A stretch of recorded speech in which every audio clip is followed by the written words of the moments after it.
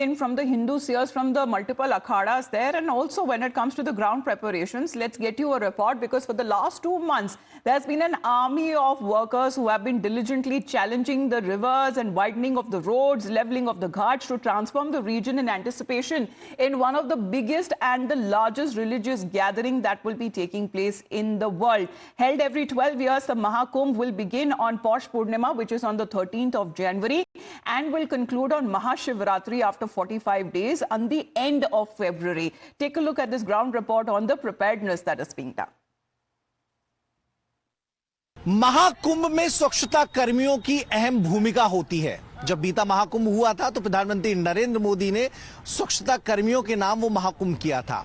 इस बार digital theme पर ये महाकुंभ रखा गया है, लेकिन ख्याल स्वच्छता कर्मियों का भी रखा गया है और उनके लिए बाकायदा एक प्राथमिक विद्यालय महाकुंभ परिसर में स्थापित किया गया है। देखिए, ये प्राथमिक विद्यालय है जहां कक्षा 1 से लेकर कक्षा 5 तक के जो अस्थायी कमरे हैं वो बनाए गए हैं। बेसिक शिक्षा विभाग इस पूरे जो परिसर है उसे संचालित कर रहा है। टीचर्स की बाकायदा तैनाती यहां पर की गई है। कोशिश की गई है कि जो बाहर से स्वच्छता कर्मी यहां पर आए हैं, जिनकी ड्यूटी है, जिनकी जिम्मेदारी है कि कुंभ परिसर को स्वच्छ रखें, उनके बच्चे शिक्षा से वंचित न होने पाए।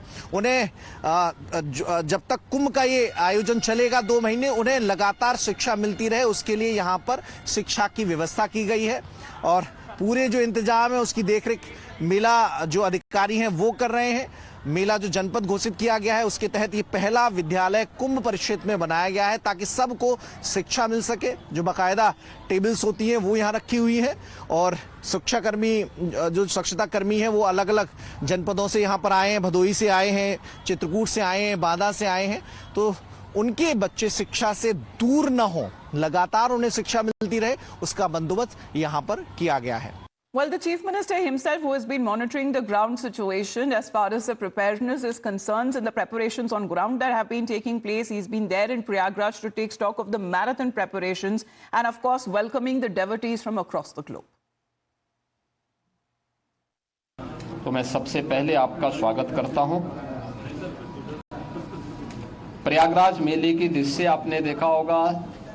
प्रयागराज सिटी की कायाकल्प करने का जो कार्य अब तक हुआ है, ये लगभग पूरा हो चुका है। 200 से अधिक सड़कें सिंगल से डबल लेन, डबल से 4 लेन, 4 लेन से 6 लेन आदि बनाने की कार्रवाई ये पूरी हो चुकी है। 14 फ्लाईओवर या रोड ओवर ब्रिजेज, जिनमें 13 कंप्लीट हो गए, एक फाइनल स्टेज की तरफ आगे बढ़ रहा है।